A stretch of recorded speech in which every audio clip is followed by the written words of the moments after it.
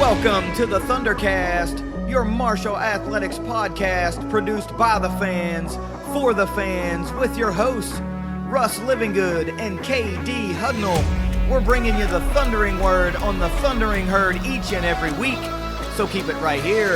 The ThunderCast is on the loose.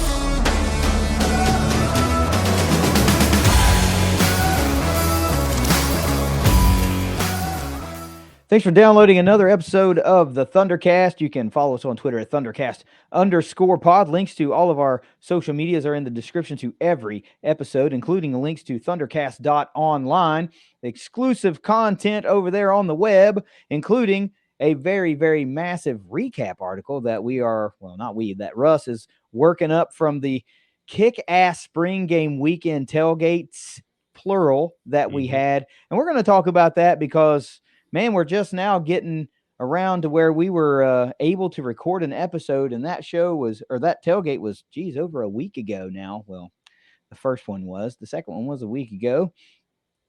So there's a whole lot of stuff that's happened in herd athletics between then and now. So I say we get right into it with a quick word from our sponsors at Leasure Oliver PLLC. If you've been hurt in a wreck, call the law firm of Leasure Oliver PLLC. Find them at 304carwreck.com.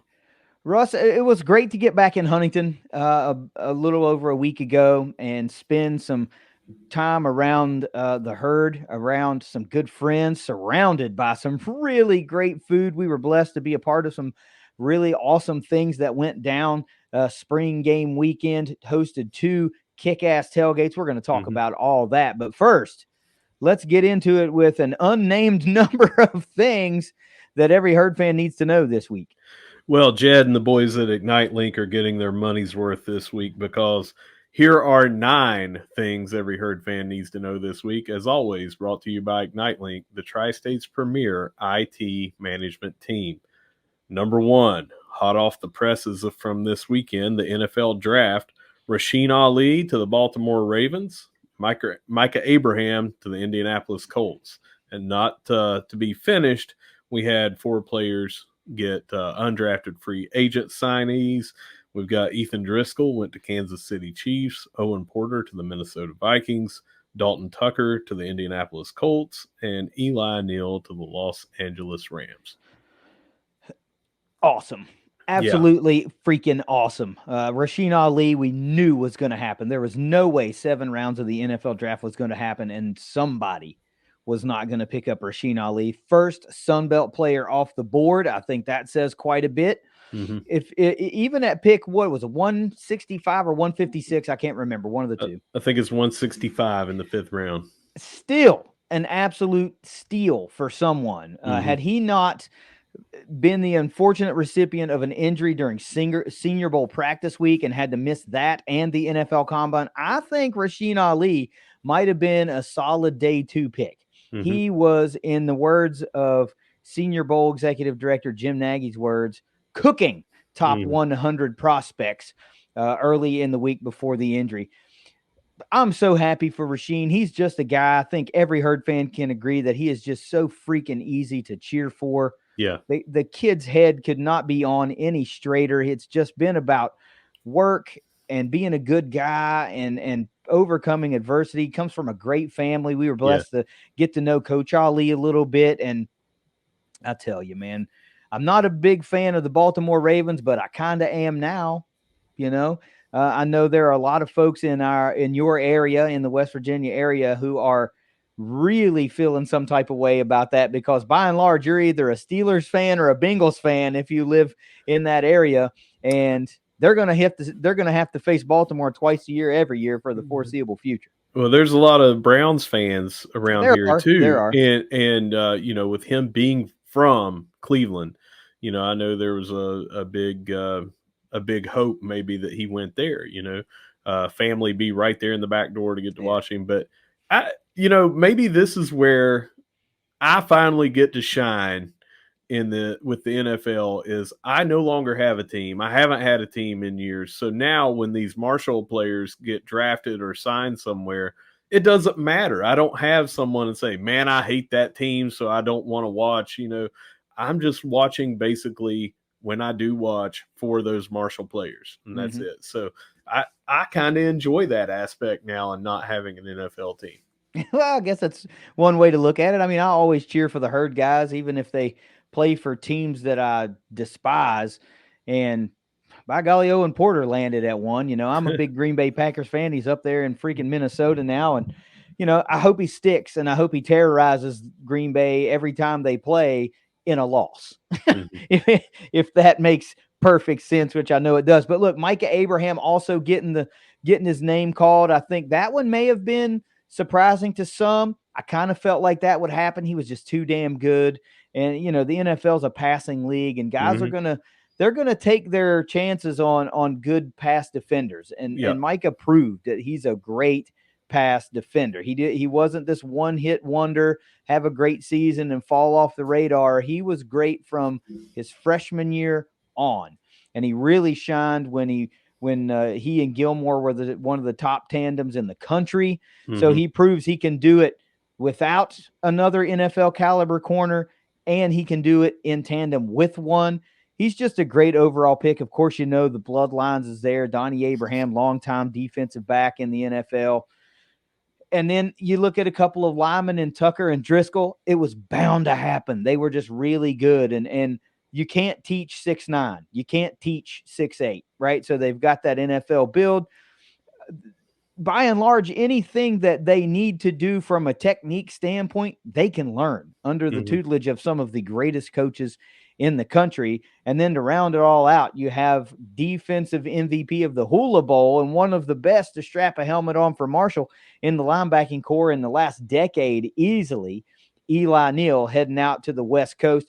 This was a great draft class. And I say that in finger quotes because, yeah, it's undrafted free agents as well. It's also not going to surprise me, Russ, if we see some rookie camp invites coming Right. out over the next couple of days, because there's some other guys that Marshall just had on the roster that could stick in the right situation. And I tweeted this and I caught some flack for it, as if I don't know Marshall's draft history, but this is the first time ever that Marshall has sent 2 in the draft, 4 undrafted free agents, and 2 to the Senior Bowl in the same year. I Mhm. think that needs to be celebrated. And some folks, for whatever reason, don't think that that's nearly as important. But look, man, in the NIL transfer portal era, anytime that you can prove that you can meet a goal, a player can achieve something that they want to achieve right here in Huntington, West Virginia, Mhm. then you need to celebrate that. Yes. And the last thing, and probably the most important thing to me and to the rest of Herd fans, all 6 of those guys that are going to the NFL right now currently all came, stayed, and finished their career at Marshall University. Yep. Nobody transferred in and nobody transferred out. All 6 of those guys were Herd for their entire career. And that's the type of thing that is just fleeting, man. It's Mhm. just going away. And that proves to you that no matter what position you play, you can come here, you can develop here, and you can succeed and go off and get an opportunity in the NFL with a degree in your hand. Everything matters when you're talking about recruiting and perception, and that is huge. Everything that you said right here, someone can look and say, I can be a kid at Spring Valley and come here and weather through a coaching change and decide to stay here, hit big and decide to come back and skip out on NIL offers that possibly were coming from larger schools, and I can get into the NFL. I can have a shot at the NFL.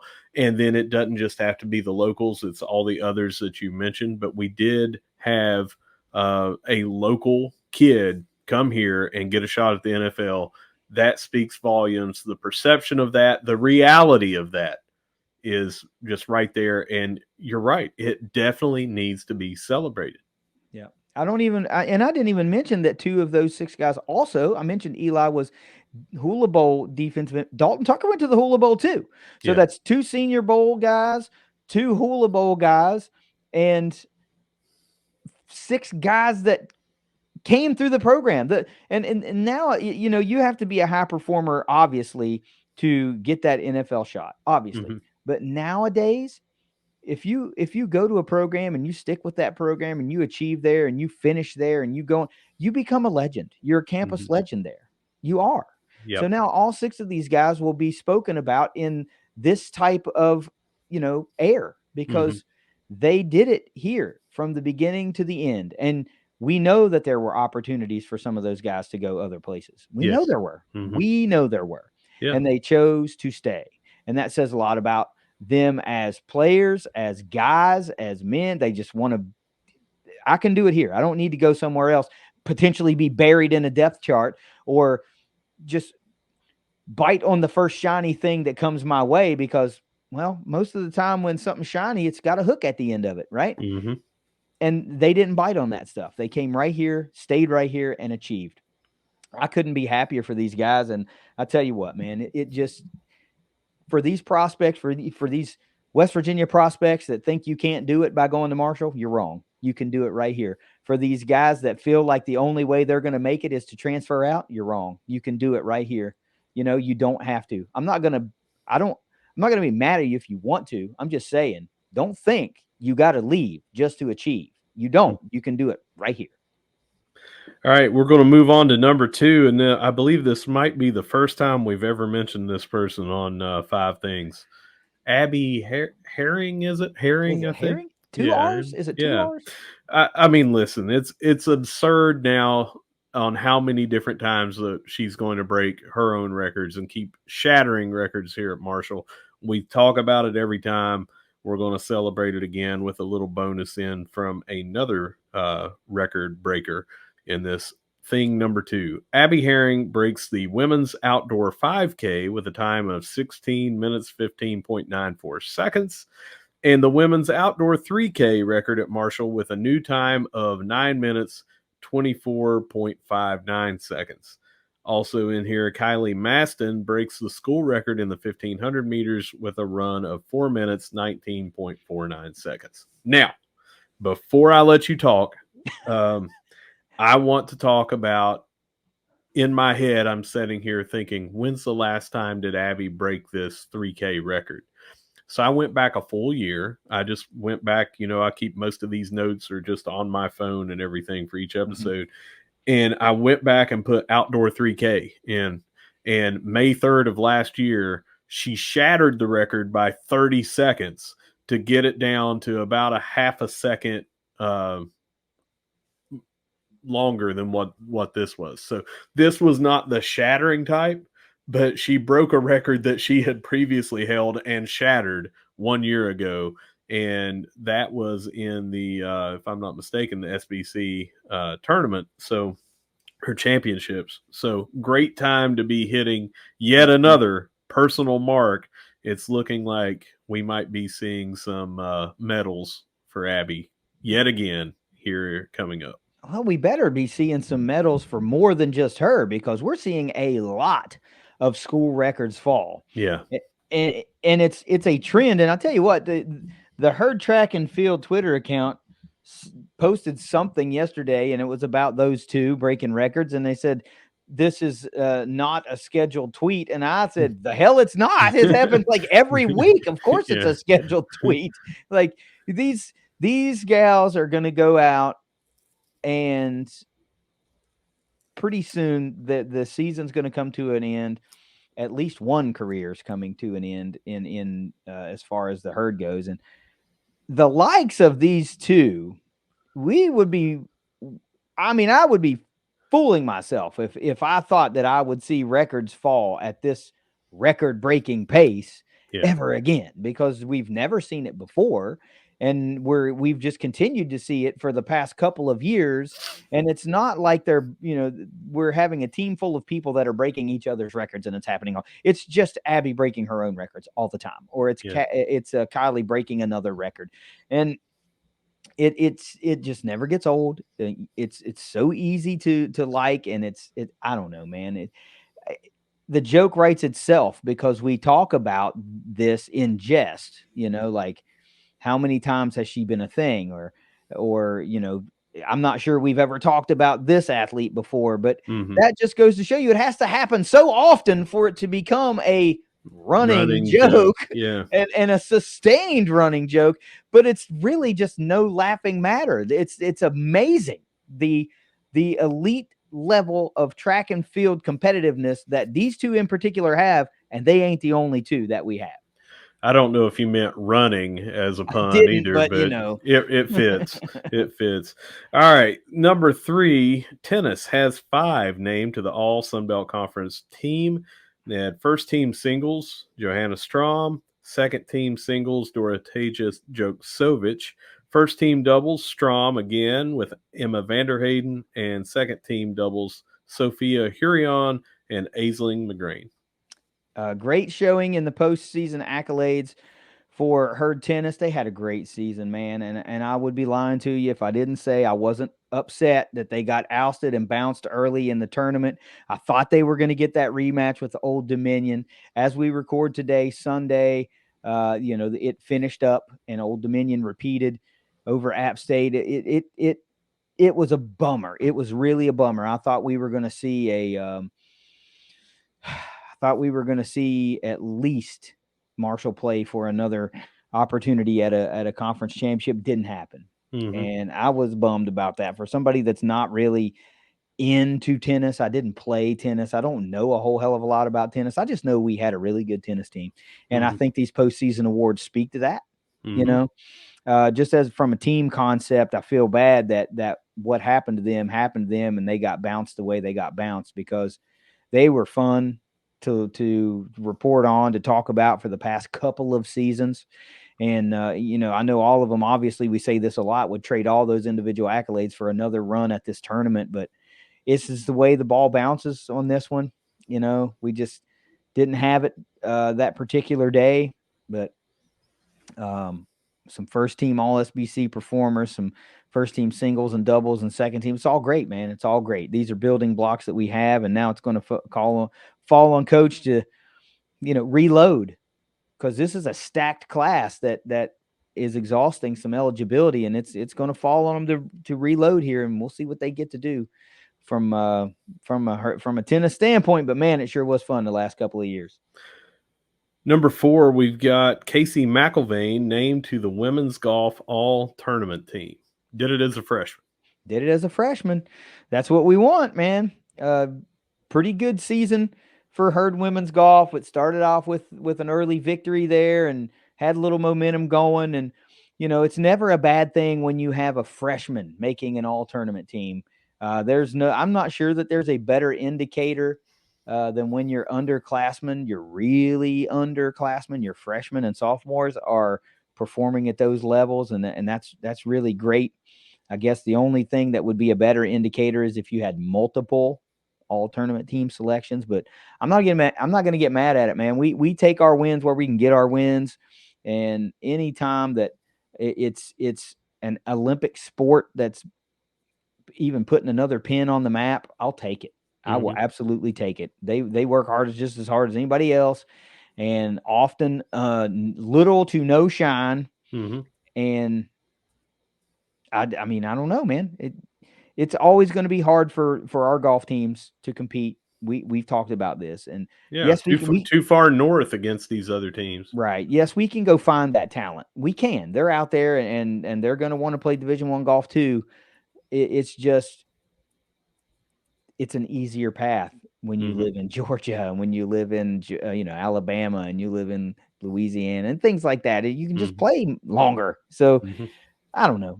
I'm happy for her, and I'm glad we landed one on the all tournament team. But let's just keep it rolling. Let's get some more talent. Let's see if we can lure some more talent north to be a little bit more competitive than we were this year. We were not bad, but let's see if we can be more competitive next year. Number 5, and this is going to be several in a row here that we're going to be talking about and of the week. Ronnie Saunders named Sunbelt Conference Men's Track Athlete of the Week. Told you, it's not just the two we always talk about. We got some weapons on the men's side. Ronnie was due. He was due. He'd been performing at high levels really all season, but the past couple of weeks he had really been kind of locked in, and I hope that bodes well because we're closing in on SBC championships and stuff. But Ronnie's been due for an SBC runner of the week for a while. I'm glad he nabbed it. Yeah, not necessarily local kid, but West Virginia kid. Yeah. And he is leading, if I have this event correct, he's leading the 3K steeplechase amongst the Sun Belt Conference runners right now. Number 6, Tyler Jones wins the Sun Belt Conference Men's Golfer of the Week last week. That was during that Mountaineer invite up in Bridgeport. He ended up finishing tied for 4th during that. Yeah, and of course, while that's awesome, right? We're so far removed between episodes. They've already completed the season and they've already had SBC championship tournament and all that kind of stuff. Marshall had a pretty good showing. They made it to match play, and got ousted by ULM, but we performed pretty well. Ryan Bilby did really good. Third, I think he was a 3rd overall finisher in the competition, and Marshall as a team, I think, was 3rd. So yeah, we've got all that in around the herd, and there's some other stuff in there about performers that did well. Tyler has been that stalwart, it seems like, all of last year and this year, not putting anything down on Bilby and some of these others, but Tyler just seems like that guy that is always a threat to lead the Marshall team in individual play, and he's racked up quite a bit of accolades these last 2 years. Yeah, he sure has. I mean, between golfers of the week and he got the male athlete of the year there at the Marcos, and I mean, yeah, he does a lot. He performs at a very high level, so it's going to suck to see him go, right? Because you're right, he had really been the anchor of that team for a couple of years, and the season came and went, and I know he didn't have the showing that he wanted in the SBC championship tournament. I think he was off to a really rough start there, buried down the chart like 19th or something after the first round, and that's hard to dig yourself out of, so to speak. But he made a go of it. He made a run of it, but ultimately, you get to close out the regular season with one more SBC golfer of the week, and the herd tried their bestest. They really did. Just kind of came up a little short against ULM in match play, but overall, some great individual performers. I know, like you said, we'll talk about it. Number 7 here, our final of the week, Drew Harlow was named Sunbelt Conference Pitcher of the Week, and that was last week as well. Yeah, was that the Friday or Saturday? Because I don't remember which game he pitched. He's usually always Friday. Blevins is always Saturday. Okay. It was the Friday game of that weekend, the tailgate weekend that we were here. Yeah, that's what I was gonna say. Like, because I snuck over after it was. No, I didn't go on Friday, did I? You went on Saturday. Yeah, I snuck over on Saturday. Well, anyway, that was pretty cool, and even the game I went to, there was. I'm taking the blame for the loss, because no sooner that I got in the jack and sat down was the wild pitch sequence that we kind of keystone copsed for a minute and allowed a couple of runs to get in, which was the ultimate decisive runs in the game. I think we ended up losing 3-1 in that game or something like that, and that was why. So I'll take that one. That one's on me, guys. My bad. But for having a killer performance the night before, open the series with a win, a good pitching gym by Harlow, not bad to landing a trio of the weeks. I heard that they were distracted when you entered the jack. Yeah, they were. That's my bad. Number 8, we got some men's basketball transfer news in a positive manner. Michael Dawson, local kid, transferring from Akron and will be here this coming winter. Yeah, Huntington High guy, Huntington Prep guy. Spent the last few years at Akron. I kind of remember when he was coming out of high school. It's one of those names that I had forgotten until it popped up on the committed, just a few weeks ago or a week ago to commit to the herd. And I was like, oh, yeah, that guy was really good. So I've seen folks that have said, like, he will add quite a bit to the defensive side for the herd, not so much a scorer per se. Will score some points, but adds a lot to the defensive side. And I'm just going to use my context clues here, Russ, based on the spring game, the football game. they had Obina there and they had Nate Martin there, like on the field, waving to the crowd, the whole nine. So I'm going to safely assume that they will return to play for the Herd and talk about a trio of defenders. If this is actually true, with Dawson and Obina and Nate Martin, now we're just going to need Coach Jackson to go out there and find us that game-changing point guard that we need, and bring in a couple of shooters and see what we can get going here for the Thundering Herd. Well, and again, we've talked before about you can't really go by stats at the previous place because it's a different system and things like that. But a friend of ours who knew Michael Dawson and was really excited, he called this transfer. He thought once Dawson entered the portal that this might be where he landed. And we talked about that a couple of weeks ago, he and I. He said that, Dawson got injured. Mm-hmm. And his stats fell off just a little bit as far as some of these numbers and everything. But he is extremely athletic and, really helped them a couple of years ago in that NCAA tournament run that they had. And seems like when he came back this time, 21 minutes a game was all he was. So if he's more in the 30 or so, look for those points to go up. Sure. Also, he could be the focus guard. You never know where he was is not where he's at now, and that might be why he transferred. But now he's back home. It's something to look forward to. We do know that Nate Martin, already came out and said, Corny is the reason that I'm here. And I am not going anywhere. I'm loyal to him. So he's definitely back. I agree with you. I think it's a great sign that Obina was out there on the field as well. He just seems like he wants to finish up his engineering degree here and all that stuff. One of the reasons he selected Marshall was for the academics. So looking pretty good. All right, number 9, and the final thing that we have, the Marshall Athletics Hall of Fame class of 2024 was named. We talked about a couple of them before the full class was named, so here they are. Just going to read them off. Name, sport, and years. Rakeem Cato, football, 2011 to 2014. Crystal Walker, track and field, 2011 to 2013. Andy Williamson, softball, 2011-2013. Vanessa Jules, track and field, 2009 to 2013. Aaron Blair, baseball, 2011 to 2013. Nate McPeak, football, 2000 to 2003.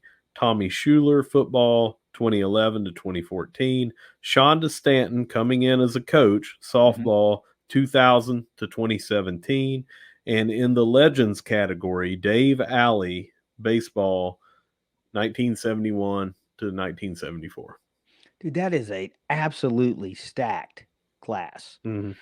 Absolutely stacked. And I don't know much about the track and field athletes, right? Because we weren't around doing a podcast at that time and paying attention to track and field very closely. But I do know the name Andy Williamson.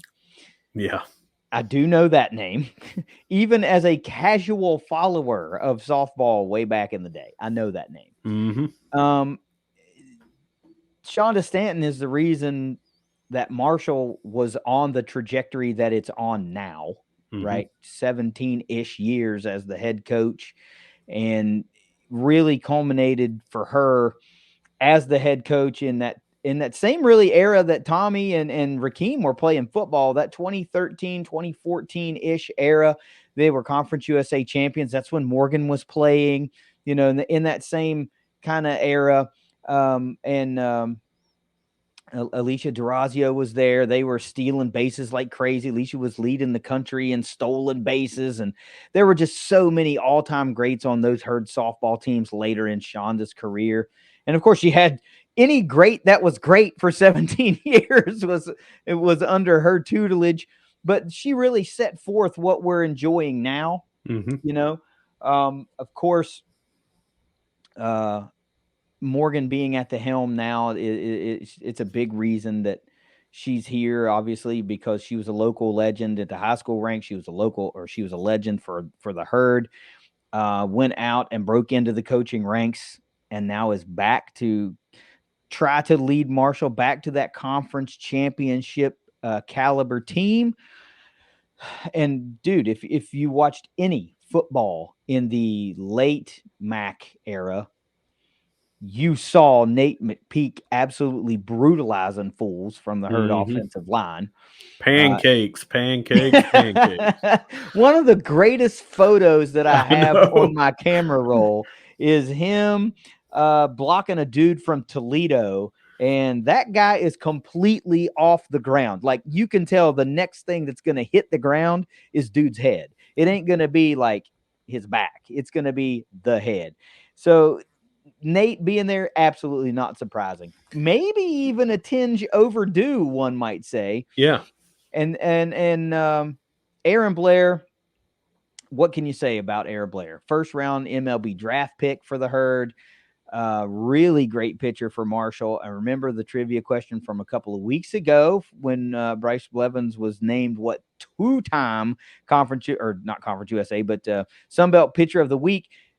Blair did it for Conference USA, and they were the only two at the time. And now Bryce is, of course, the only to be named 3 times in the same season. The season's not quite over yet. Maybe we get an opportunity to get one more in there, but and then you talk about Tommy and Rakeem Cato. Tommy Schuler, Rakeem Cato. Rakeem Cato very well may be the last all-time leading whatever for Marshall University in this transfer portal era, this NIL era. And I am so glad that I got to be an actual live fan that sat in the stands and watched those Doc Holliday coached teams. There were so many great players that were playing for the herd at that time, both offensively and defensively. And Rakeem and Tommy together, the chemistry that they had together stood just a notch above everybody else because they've been playing together since they were kids, man. And you just can't manufacture that type of chemistry. I mean, they did not have to talk to one another. They knew where Rakeem knew where Tommy was going to be. The timing of decades of practicing and playing is just apparent with them. So this class is awesome. I mean, top to bottom, it's an awesome class. Without getting into a long tangent, there were some other people that have been deserving for a while that we championed and aren't in here. But hey, now it's every 2 years. The way I see it is I've got 2 years to make my case for some of these underappreciated people that still hold some really high level rankings amongst where they're at. But I don't have another hour in this show to break out my PowerPoint and start, getting into that. So that wraps up 9 things every herd fan needs to know this week. And as always, brought to you by our amazing friends at Ignite Link. Yeah, what a great 9 things to talk about or to get the show kicked off with. But I want to revisit, even though it's a little over a week old. I don't care, man. I was not able to get back to Florida in enough time for us to have a quicker show than this. So I have to talk about the spring game weekend because I got to come up to Huntington and we got to be a part of some really cool stuff. And Saturday was awesome, man. Sunday was awesome. So let's talk about some of what went down after I say put Glenn Pedro in the hall. So what happened? Where do you want to talk about? Where should we start? Well, you had to take over just about everything. I was in Lexington for work on Friday, and you had to take all the stuff over on your own for the supplies to get to Chris, who had come down here. Just what an amazing weekend that he put. I mean, Hall of Fame. They should put him in the Hall of Fame for the efforts that he put up this weekend. But I get in that evening, and it's almost straight into we get to go over and go to the stadium, check on Chris one last time, and we go up to the all years football reunion. It was staff, players, everybody. Mm-hmm. What a turnout that was! Some of the people we got to talk to. We're going to have an episode one quick interview that we did with Andre Motley, and he's already asked, he's like, hey, when's that going to air? I said, it's going to be another week or so, got to get KD back down to Florida. But you got to talk to him for the first time. I've known that man for 17 years now, something like that. But just amazing talking to some of these players, some that we have talked to for years, some that we met for the very first time that night. Yeah.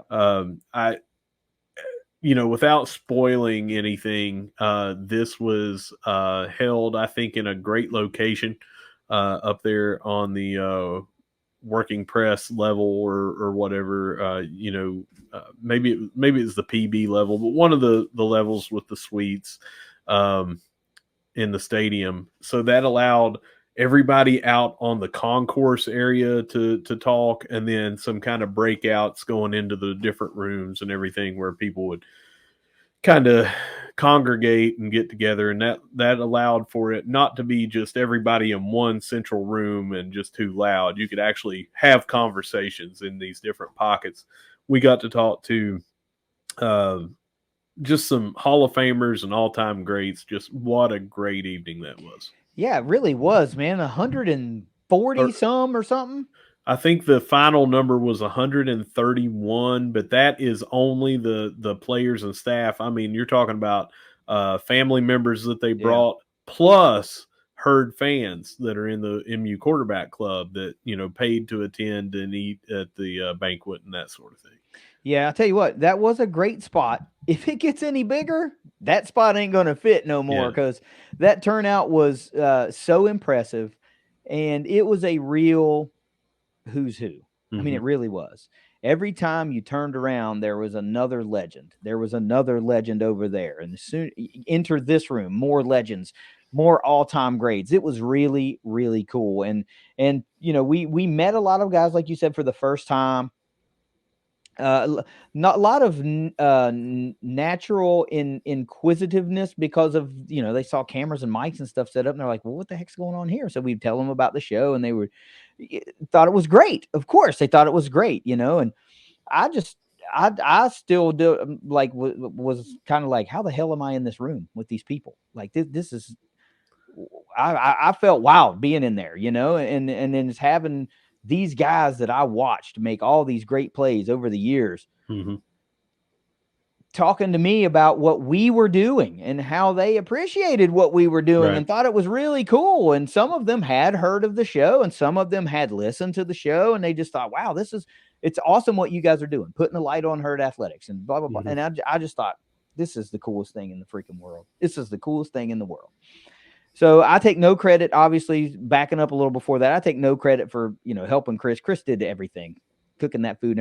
Dude, I just had to put some stuff in the trunk and take it over to him. He did everything, but Friday evening was a great event. We kept selling that tailgate on Saturday because you could look out the window, see his RV, and they would go, yeah, we saw that, man. We smelled that food. Who's that? It was like, yeah, that's going to be our tailgate tomorrow, and blah, blah, blah, blah, blah. And please come by. And, they were like, all right. Everybody was kind of like, all right, like, we're going to judge you on this food. You're going to be judged. So. Yeah. And the conversations that I had with several people there, and if they're listening, they'll know exactly what I'm talking about. And I said, this is going to be some of the best food that you ever ate. And some skeptical people, coming from pockets of places in big cities where food like this is prevalent everywhere, and they get to eat some of the best. And one in particular owned and still owns this type of food in a catering business. And, I just said the next day when I saw all the people over at the tailgate, there would just be some locked eyes between me and them. And there was just a nod, and yeah.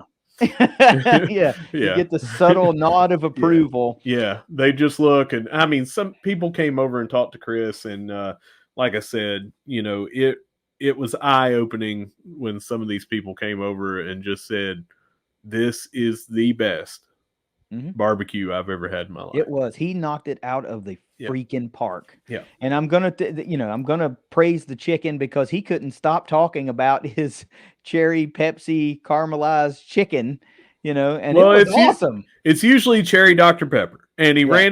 ran into a logistics issue, and he had to get cherry Coke, and he was like, this might be the best that I've ever made this chicken, and me and about 80 of my friends agreed. We're Yeah. like, this is really good. Some pretty damn good chicken. And then the next day, that's when he ran into now he can't find cherry Coke even, so he got cherry Pepsi. So, but no, I mean, wow.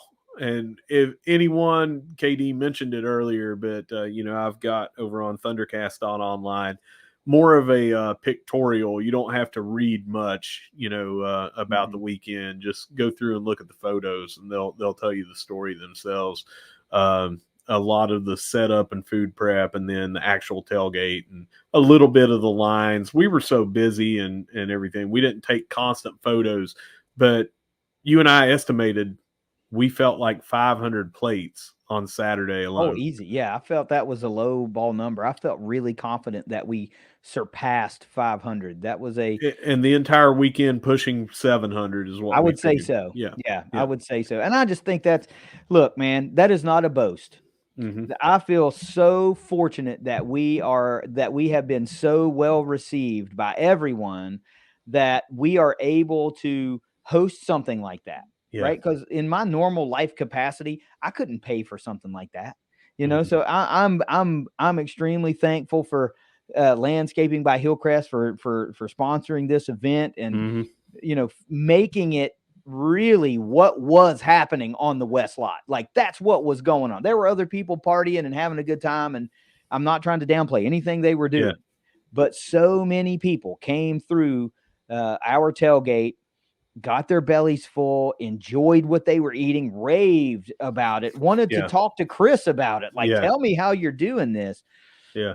I mean, it was just an unbelievable event. We went live. I got to see Jed. It's always great when I get to see Jed. I don't see him often enough. And of course, I'm talking about Jed from Ignite Link. Jed was there and helped us go live like we always do. And we were having a great live stream. Right? We were just shooting the shit, so to speak, just hanging out, talking about what was going on. And then in what has become typical ThunderCast live powered by Ignite Link fashion, you just don't know who's going to pop up. And up walked athletic director Christian Spears, and we had a nice little conversation with Christian, followed by two herd football legends, Orlando Washington and Ricky Hall. And man, that just kind of in a microcosm of the day drove it home for me. I was like, God, this is just so cool. So if people are listening to this and they didn't come to spring game weekend, you missed out. Yeah. You just missed out. We tried to tell you weeks in advance, make this what you do, make sure you come to the spring game. We had the biggest crowd that I can remember at a spring game. Over 7,000 people came out to the spring game. Gorgeous weather. Beautiful. The West Lot was as full as I can remember it. And and of course that's indicative to the attendance that was at the game. But man, this was a one hell of an event. And if they're going to do it again next year, and there's going to be more herd legends for that Friday, and the Saturday is going to be even bigger, I mean, you can't miss it again. It was so freaking good. It's worth the small price of admission to get a tailgate spot and a ticket and just be a part of it. I mean, hell, if we're fortunate enough to do what we do again, you don't even need food. You just need a ticket and a tailgate spot, and you can hang out. Yeah. And there were some people that didn't park on the lot, because they lived close. They just walked over or whatever. But to go into that for $5 and get a little taste that's now going to be another 4 months until you get to watch live Marshall football. Definitely worth it. And I just want to say again, Landscaping by Hillcrest, they stepped up to the plate so huge. Again, we've talked about it here before. They said, "Can you do it bigger?" And we said, "Yeah." And they said, "We're going to make sure you can do it bigger." Yeah. And that's the kind of company, that's the kind of people behind that company that there is, and they just did it the same way that they do their business. I have gotten, you've seen it, I have gotten work done on the outside. They put in a patio, absolutely changed my outdoor area, and they put in that fence. I mean, it's just now the kids and I, we were out there earlier today. That's just where we go. Mhm. That's what landscaping by Hillcrest can do for you. Not to sound like a commercial, that is a personal testimony. I have used them, and I've known this company for 16 years now. They're the best landscaping company, biggest landscaping company around. They use that same exact thing to say, we want the absolute best. We're putting our name behind this. We're sponsoring it. We want these Marshall fans to come over here, not have to pay for a dime, and have the best tailgating experience they can, because that's what landscaping by Hillcrest does. Yeah, they did. They helped us make this event really, really fun for everyone and keep it free for Mm-hmm. everyone. And another, again, a special shout out to Ignite Link for Jed being there and allowing us to go live, and the folks that chose not to be there for whatever reason you chose not to be there. You were able to get an exclusive interview with athletic director Christian Spears. You were able to hear directly from a couple of defensive line greats from the MAC era, Orlando Washington, Ricky Hall. It was so great. But if you were there, I'm not going to start name dropping. I'm just going to say, if you were there, it might as well have been like you were in the freaking huddle. Yeah. Because that's how many of those herd legends were around, like visibly judging the food. They came over, they interacted, engaged with all the fans. I mean, it wasn't like they're like, well, we got this event we have to go to. They came over, they stuck around, they talked to us. They were there after the game, they were there before the game. I don't know if any made it over at halftime, because I was in the stadium and didn't come out at halftime, but I know some people did come out there and eat at halftime and everything. KD, we haven't even talked about Sunday. I know. We did this all again, yeah. But Saturday was just so epic. And the last thing I want to say about Saturday is you can go and watch the 45-ish minutes episode that we did for ThunderCast Live, powered by Ignite Link. And when Christian Spears is on there, there was kind of some transparent, as he called it, breaking news. Sure. So you never know what you're going to get with that show. But I tell you what you are going to get is, it's still insane to me, us being able to do that and do that live, and it's all because of Jed. He came in there, he killed it on Friday after a long day of work. He came in and killed it on Saturday after, doing his fatherly duties of, softball with the kids and stuff like that. We are just blessed to know and work with some of the best people around. Damn right. I don't. Again, it's all part of that. I don't know how I got here kind of thing, right? But the folks like what we do, and I am only able to do what we do because we are in turn surrounded by great people that help us do that. Yeah. If that could not have been articulated any worse. Yeah. But I think my point got across. And then Sunday, we did it all again. Chris, got up early Saturday morning and had some things going, overnight on Saturday. We get it over there. We were able to interact and engage with a lot of herd softball fans, but softball player parents, some of the facilities guys that were able to hit that up. And afterwards, after the game, we had a couple players. We were able to, let them eat and get some food, take it to go, whatever. But we had so much left over that it was your idea, if I remember, why don't we take it down and see if there's somebody downtown that really needs some food? And we were able to do that as well. Mm-hmm. Yeah, it was a great Sunday. We just capped everything off as best as we could. Nothing went to waste. Mm-hmm. It was really cool to have an opportunity to, speak to some of our hardworking softball girls. I guess that great food just kept fueling Brooklyn to have an amazing finish to the season here. Wow. Keeps taking them out of the yard left and right. Yeah. I mean, her parents are awesome. You know, we got to talk to both her mom and her dad while we were in town, and of course the Lucases were out there, and it's always great to see them. Rod There- Mahal was out yeah, there. exactly. There was so many great people. Of course, the Faringas are always around, and Bub was out there, and I don't know, man. That's just that hits a little different. You know what I mean? It's because we don't get to do that. I don't know how to say this the right way. Like the infrastructure really isn't there to do continued tailgates like a football game because it's just set up different.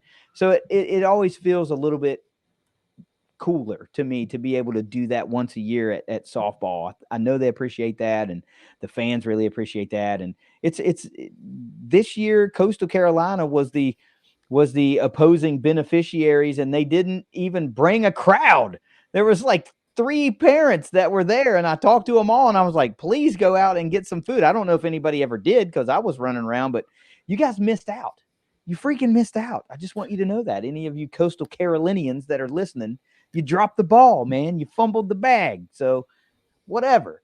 But our fans, our players, and our parents got treated to a top tier time once again. Yeah. The only thing was they didn't play the damn kickball game as early as they did last year. So we missed out on that. Yeah. As we were leaving, they were pulling in to try to start playing. Yeah. What was that? Who is that again? It's like the Parthenon and no, it's the man, you asked me too quick. It's who is it again? All right, Jim. It was journalism school, and I can't remember the other. Yeah. So it's not players, right? It's not athlete. It's like the school of whatever. Hey, I was journalism. Don't say I wasn't an athlete. I didn't know they didn't know we had a varsity journalism team here. We don't ever talk about them if we do. But hey, we could talk about everything more about the cooking and everything. We've given all of our thanks to that. It just made it so epic, and I really hope that we can continue to do that year after year. Me too. That schedules will align, that Marshall's schedule will align. It just worked out really well that we had home games, for our Diamond Sports over there that weekend. If they can continue that, and we can continue to find ways to grow it, that'd be great. Yeah. Before we move on to Around the Herd, we are not doing a feature on this, but we have talked several times before about transfer portal news for football, and we have some because we're in that window right now. The 16th was the first day that it opened. We actually talked about one of those players on that show that we did on the 16th, Cam Pedro, and now we've got some more that have entered. So let's talk about it briefly if people haven't heard these names, and then we'll move on to Around the Herd after that. Yeah. There were quite a few. Some of those guys entered basically right after the spring game. A couple of them did. Yeah. Some of them had some pretty good showings in the spring game. But I think the one that I can't say that it's surprising, but it still sucked, was Colin Parachek had a great day in the spring game. And then a couple of days later, he entered the portal. And I thought, man, that sucks. But if he knows that that's not his style, right? If he's not going to be an air raid-ish type quarterback, well, he put on he's got a lot of great film from the spring and a really great bunch of film for the spring game because he had a great spring game. Yeah. He may have just gone out and earned himself an opportunity somewhere. So I can't be mad at that. Right. But it kind of sucks because it showed that he had really grown as a quarterback, developed as a quarterback, became a really viable weapon, at least in that spring game. So that was probably the one that got it the most for me. There were some other guys, wide out. What's his name? Robinson? Antonio Robinson, who right. also had two spring game, 2 touchdowns and caught both of them from Parachek. Yeah. So there were a number of guys, and I'm sure that you have updated it. I've got the list. I have not updated that article yet, but here's the list of 5, and that's if somebody hasn't done it in the last hour, because this goes on through the 30th is when this portal is open. Okay. Wide receiver Antonio Robinson, you just mentioned. Quarterback Colin Parachek, you just mentioned. a trio of linebackers that all came in last year. Linebacker Tom Ackbright, linebacker Mark Viacek, and linebacker Steven Dix Jr. And I have to say that that's the one that hurts me the most, Yeah. was because I was expecting some huge things out of Steven Dix Jr. this year. Yeah, I think a lot of fans would have, if they were going to just take a piece of paper and a pencil and write down who they thought was going to be starting at all the positions without any real knowledge, you're just penciling them in based on last year. I think a lot of people would have penciled in Steven Dix Jr. as a starter at linebacker. Yeah. So that really does suck. But this whole 1 year in and 1 year back out, that's just bad. That's bad for the sport. I don't care. I'm not really a negative transfer portal guy. I think that's bad. That's a bad look. It just is. It doesn't mean I want them to do poorly at their next stop. I just think it's a bad thing. It's bad. That's not good. You said it. It's bad for the sport. We're not talking about these individual players. It's just that, there needs to be a little more regulation on it. We're embracing the transfer portal. We're embracing NIL. That doesn't mean that there aren't some corrections that could be made that makes it more sensible for everyone involved. I don't know. I really thought that he was going to be elevated up, with Eli Neal being gone and stuff like that he would be that fix in the linebacker room, and losing 3 right there. We're now looking at some depth issues that you got to go replace those people. Yeah, you're going to have to go find some linebackers in the portal. Now it's become a priority. Usually, like I said, you're able to take that vacated roster spot and just improve at a spot. Well, when you lose 3 linebackers, you're going to have to go find some linebackers, right? You're just going to have to. And honestly, what I was talking about before we got going here was Jaden Yates, young Jaden Yates, got a little bit of playing time last year towards the end of the season. Of course, son of Hall of Famer Max Yates. So that there's a solid bloodline there when it comes to linebacker play. But all of a sudden, young Jaden has turned into being one of the more experienced linebackers remaining on the roster.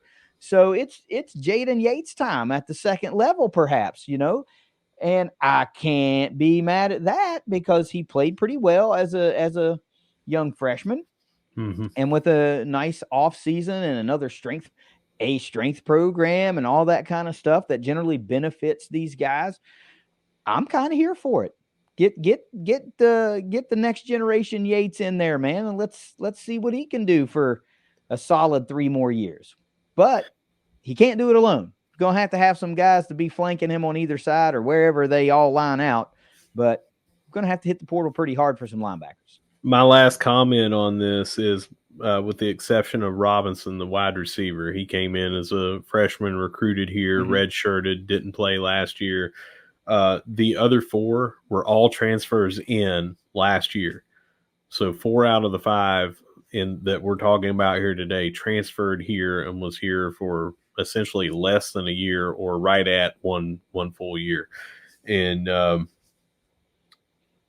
it's one of those things that, you can't be excited if you're anti-transfer portal. You can't be too mad that they're leaving, because they wouldn't have been here in the first place if the transfer portal wasn't the way it was. And I'm not saying that to you. I'm saying people that are totally against the transfer portal. Yeah. These were people that transferred into here. We wouldn't have had a Steven Dix Jr. on here if the transfer portal wasn't the way it was. He would have had to sat out a year. It's the same way when we had Kalen Labron and put up all-time year. He transferred in here. He didn't have to sit out.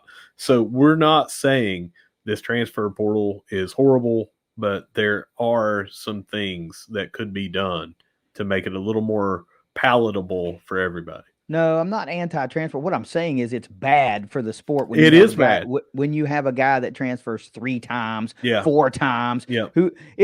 And I'm not saying this about any one of these particular guys. It feels like these guys just enjoy being recruited. You know what I mean? Like the whole process. Like, all right, who wants me to come here now? And dude, pick a place and go there and like develop and start. We just sent 6 guys to the NFL that came here, stayed here, and are leaving here headed to the NFL. Why? What is the greater goal? You can get a degree here. You can go play pro ball here. So what is the greater goal? Like very quick to hop in the portal sometimes. And I don't know. I don't know that I don't know. Everybody's got their own situation, whatever. But guys transferring 2, 3, 4, 5 times, I think that should set off a lot of flags that, like, they've never stayed anywhere. Why would they stay at your school when they come there, right? So I don't know. That's what's bad for the sport. 2 and 3 transfers in 3 years. That's pretty bad. Yeah, I'm in agreement with you. I hate to see people go. I'm always for them having the right, because it might be something that's non-sports that they need to go take care of, and I'm never going to know what that is. But it seems like there should be some regulations in place, and they've just unregulated everything the last 5 years. It just, with NIL and with this. But what do you want to take it around the herd? Let's go. Let's go. All right. Women's golf, Casey McIlvain, we talked about. She finished stroke play, tied for 5th in the Sun Belt Conference tournament. Olivia Cochan finished tied for 7th. Marshall missed out on match play, a couple strokes off team, but they finished 7th overall. They came in ranked 11th, and they made a pretty impressive move on days 2 and 3, but missed out on match play, and that ends their season.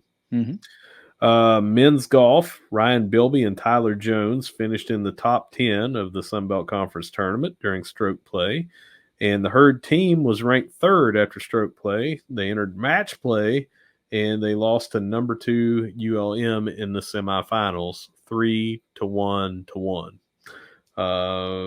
Tennis beat James Madison 6-1 to close out their regular season with that number 2 overall seed. We talked about that, where they could drop as low as 4th. They took care of business and beat JMU handily to do that. And then they enter in against number 7 App State in the first round of the Sun Belt Conference tournament, and they lose 4-3 to get bounced. App State would go on to play today against Old Dominion in the finals. Of course, they got beat. It just seemed like you were talking about, destined for us and ODU to have another matchup and just see where it would go. Yeah. Track and field. There's 2 different meets that they've had. There's too much to talk about. There's the UVA challenge was last weekend while we were having our tailgates and what we just talked about. Just finished up this weekend with the Music City Challenge down in Nashville area. And there are articles on Herd Zone, and they will tell you all the different personal records that were set. There were a slew of them. A lot. Coach Keith Roberts, or director, I guess you would say, Keith Roberts, of the entire track and field team, said that this weekend that they just finished was the best team performance that they've had all year. And this was the last thing that they're doing before in May when they do the Sun Belt Conference championships. So great time to be peaking. Great time to be setting personal records, school records. All of those are there. You'll read about, Kylie Maston, and you'll read about Ronnie Saunders, and you'll read about Abby Herring, all the stuff we talked about in the 5 things. But 4 different articles there for Friday, Saturday, and then Friday, Saturday, they'll have all the results. Yep. You'll also read a little bit about Kennedy Pedro. You'll read a little bit. You'll read a little bit about Rebecca, or not Rebecca, Chloe Cahill, and I'm drawing a blank. I'm sorry. Tyra Thomas. Tyra Thomas is one. That wasn't what I was thinking of, but yeah, we just had a lot. There were a lot, whole bunch. It wasn't the usual suspects only. It was the usual suspects and others. Yeah. So, yeah, and not to mention, they just ripped off a massive recruiting week a week ago. 6 new members of the Herd, all on the male side, to the men's track and field / cross country team came aboard. All of that is on the Herd track and field cross country Twitter account, because, again, there's just so many of them. The track and field kind of dominated the week. from what they did. I mean, not from a news cycle standpoint, but they just had so much within their Yeah. program. We could have spent 20 minutes talking about what was going on with herd track and field. Safe to say they were just dominating. Yeah.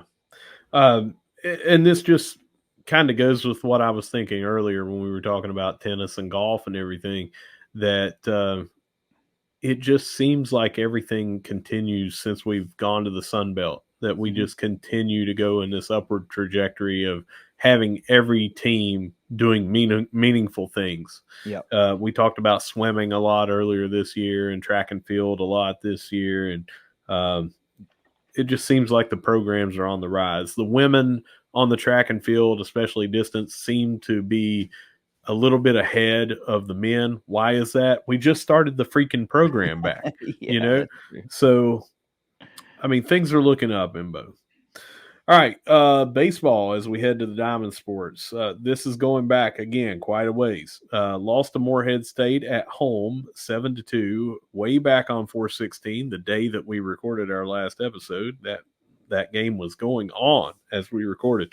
Then they got crushed 18-7 the next day at Morehead State in 7 innings. Then started out last weekend. They beat Old Dominion 4-2 at home on that Friday. Then they lost 3-1, that game that you went to and caused them to lose. And then 12-2 on Sunday. And then they traveled to Georgia Southern this weekend. Not good.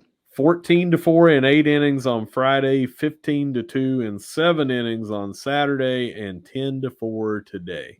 Not good. Not good. It's been a bad end of the season when we were coming off that Louisiana series where we made so much noise down there and still got swept, but came out with what we were like, hey, we can play with these guys. You know, right. a 19th at the time ranked Louisiana team on their home field, and things have just gone south since then. They will be hosting, or actually they're going to EKU, Richmond, on Tuesday, and then host EKU back here on Wednesday, kind of the same thing they did with Morehead State. And then they will be hosting on Friday, Saturday, and Sunday Georgia State at the Jack. That'll be Friday at 6, Saturday at 3, and Sunday at 1 p.m.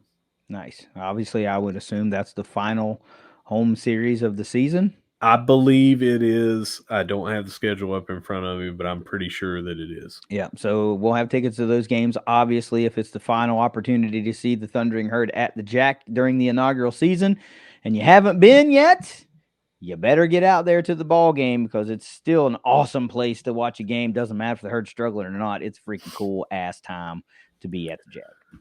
Over in softball, we lost 7-1 back on April the 19th, that Friday when we were hosting Coastal.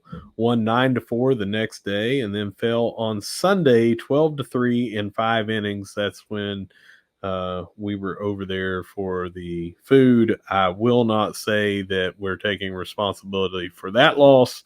The food was not that big of a distraction that we lost 12-3 in 5. It sure did smell good, but I don't think that would have affected both teams equally, I would think. I will say this, for that Sunday, that was a top 10 play. KJ Parks robbed a home run, landed at number 7 on ESPN's top 10 the following day. So it wasn't a great day offensively for the Herd. Just couldn't get it really going, or every time they did get it going, Coastal just responded.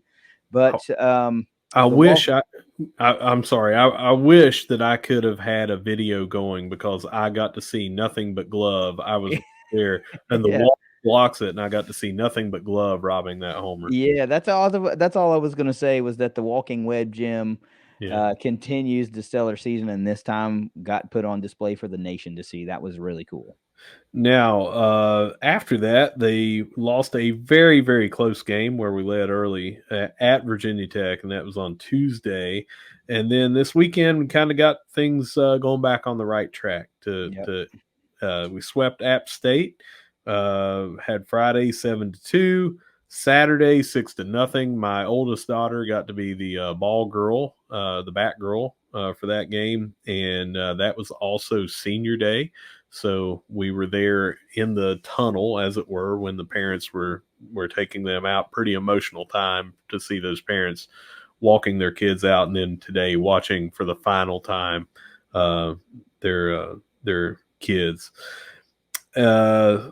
Also today, a slugfest. I was there for that game too. Had to leave right before the seventh inning started, but ended up winning 18-12. Riley Lucas had a 2-run homer. Brooke Ulrich hit 2 homers today. Mm-hmm. She was killing it on Saturday as well. She stays red hot. The team got their bats out, didn't give up many runs until 1 inning.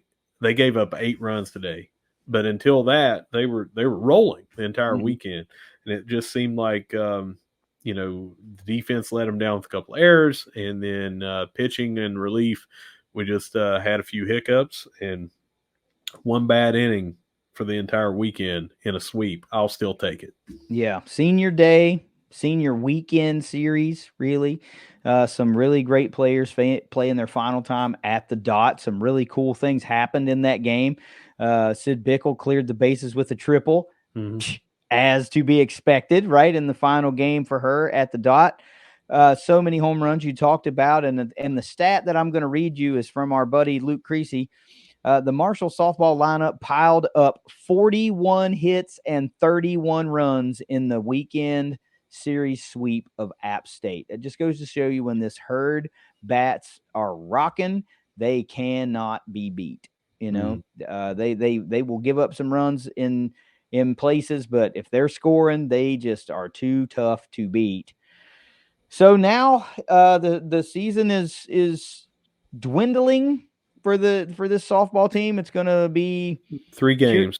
Going to be curious to see how they shake out and what their seeding is in the tournament, what the matchups are, and all that kind of stuff. We're coming off of a Sun Belt Conference Championship game appearance a year ago.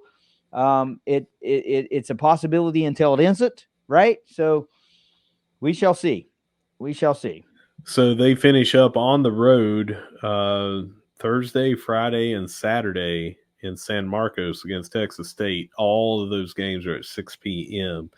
And that will do it until the tournament. And like you said, just got to see where we're going to end up. Yeah, I'm anxious to see. If the bats are popping at the right time, then that'll hopefully account for a lot. I'd like to see them make a run, surprise some people, piss some people off, all that kind of stuff. Because, I think people have just been some circles around the Sun Belt have been hating on the herd like we're a one-hit wonder. Like last year was a one-hit wonder type of thing, and we know a little bit more. It's like the timing of everything was a big indicator of how this team ended up, being built. So what you were and weren't able to do. So give us some time. Let us get an opportunity to build our roster the way that our coach wants it built. As we sit right now, we are 7th in the conference with a 10-11 conference ranking. We're going to play at number 2 Texas State, who is 15-6. So other than Louisiana, that's your dog in the Sun Belt is Texas State, just right above South Alabama. So we gotta see what we can do this weekend, and then see how the Sun Belt Conference tournament shakes out. See it. I'm ready. That does it for Around the Herd.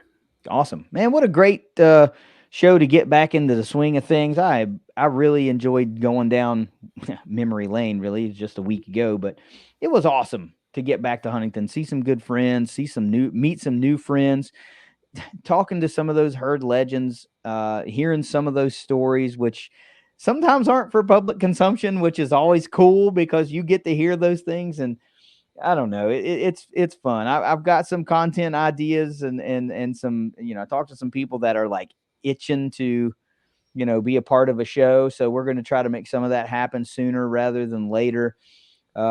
Meeting some of these guys for the first time is it drives home that they really are just dudes that played football, because I'm 5 foot nothing, 160 pounds of nothing. I didn't ever take a snap, right? But they just welcome you right in, like you were just you might as well have been in the locker room just cutting up. I mean, Awesome time. Do not miss spring game next year. But for goodness sakes, I hope you have secured or renewed your season tickets. And if you didn't renew them, make sure that you pick up your season tickets because football season is getting closer by the day. Man, it's going to be an interesting season. But that's all I got this week. If you got nothing else, let's take us out of here.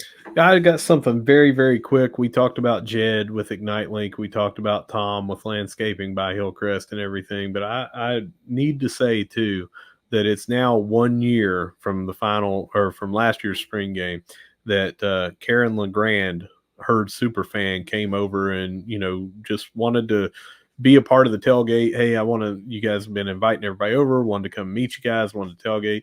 She has been at every tailgate since then, providing food, helping out, helping set up, helping break down. And Karen, I know you're listening because you listen to every episode. We just thank you so much for being the person that you are. Great person. If you don't know Karen, you should.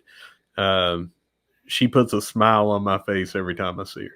I tell you what, if you're coming to a ThunderCast tailgate, you can't help but get to know Karen because she's going to be there. Yeah. And I will say this, outside the only things that we didn't make or Chris didn't make for this tailgate is we had the mac and cheese outsourced from Soul Food Twist. Soul Food Twist. That's right. And that was amazing. But Karen showed up with a myriad of desserts that several folks were like raving about. Yes. Like I didn't get these. Would she make some kind of lemon cookie or something like that? Yeah, there was vanilla layer cake and no. But the lemon things is what I'm talking about. Like I didn't get to eat any of them, but there were a couple of guys they could not stop eating them. It was like a lemon cream bar or something. It was really, really good. But no, I mean Karen just always, she'll say, "What can I bring?" and everything, right. And I say, "Karen, bring yourself and enjoy and everything." Yeah. She says, "I can't do that. I'm bringing something." And it's every tailgate. Plus, she's there before everybody else to help set up. Yep. Just an amazing fan. And we're not just saying that because she comes to the tailgates and everything. Guys, she's on the fan committee. She is a Big Green member. She's been recruiting Big Green members. We need more fans like that stepping in and saying, "What can I do?" Yep, that's right, man. And to that end, we had a little we had a corner of the tailgate set up there for a Big Green membership drive. Several new members joined the Big Green, which was cool. Somebody walked away with that tabletop Blackstone griddle, which was a really cool prize. So we're glad we were able to add to the Big Green. There was no pressure to join to be at our tailgate. It was just something that you could do if you were there. It was just a great weekend all the way around. We fed a lot of folks. A lot of people had a great time.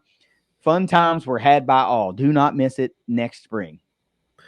And with that, I'll say whether you see us at the Joan, whether you see us at the Dot, whether you see us at the Cam, no matter where you see us, we're going to be saying, go Herd.